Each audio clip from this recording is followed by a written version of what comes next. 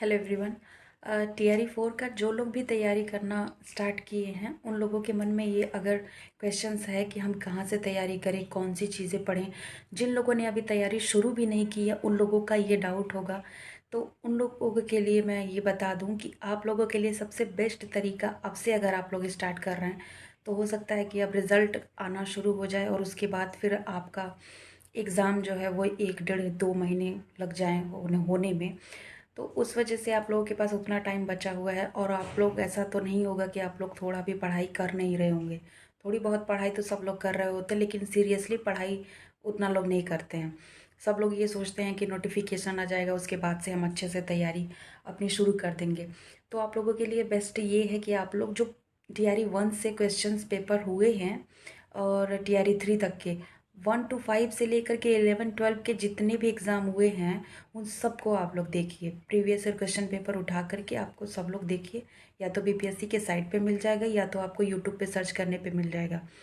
आप उसको पहले देखिए, उसके बाद आप एनालिसिस कीजिए कि किस क्षेत्र से कौन से टॉपिक से बहुत ज़्यादा क्वेश्चंस पूछे जा रहे हैं।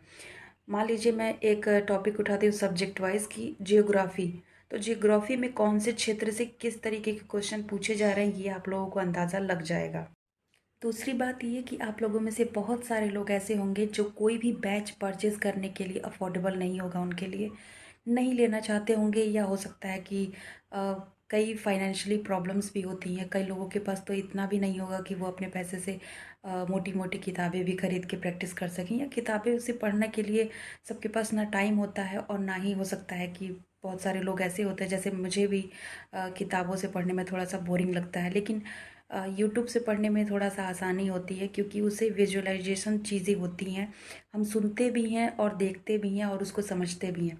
मान लीजिए कि अगर आप एक वीडियो किसी भी टॉपिक से उठा करके यूट्यूब पे सर्च करके आप पढ़ते हैं और उसको 2 बार 3 बार आप देख लेते हैं तो 100% ये साइकोलॉजिकल फैक्ट है कि वो आपके माइंड में ज़रूर छप जाएगा।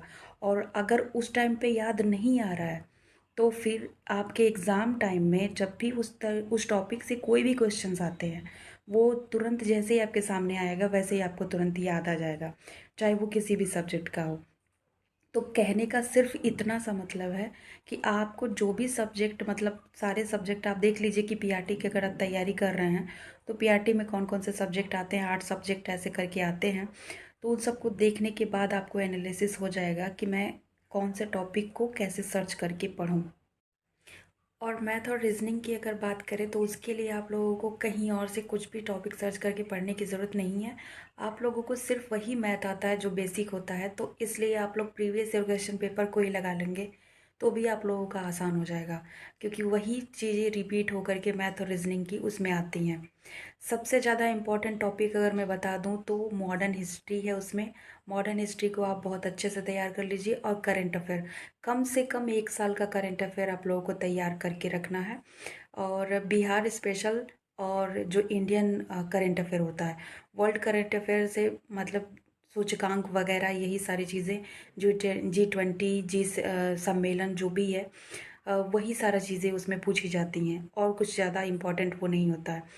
और आपको जो भी चीज़ें पढ़नी होंगी वो एनसीईआरटी से ही पढ़नी होंगी, क्योंकि उसमें काफ़ी डीपली जा करके सारे साइंस वगैरह ज्योग्राफी के जो भी सब्जेक्ट पूछे जाते हैं वो सब कुछ एनसीईआरटी बेस्ड ही होता है। तो इसलिए आप लोगों से ये कहना है कि अगर आप लोग इस तरीके से तैयारी कीजिए, पहले मतलब प्रैक्टिस कर लीजिए प्रीवियस ईयर क्वेश्चन पेपर को उठा करके, उसके बाद उसको मल्टीपल टाइम आप लोग रिवीजन कीजिए। उसके बाद आप लोग प्रैक्टिस सेट यूट्यूब पे देखिए, क्योंकि यूट्यूब पे सिर्फ क्वेश्चंस रिपीट कराए जाते हैं, टॉपिक नहीं पढ़ाया जाता। इस तरीके से अगर आप तैयारी करेंगे अपनी तो आप लोग ज़रूर सक्सेस हो जाएंगे। Thank you.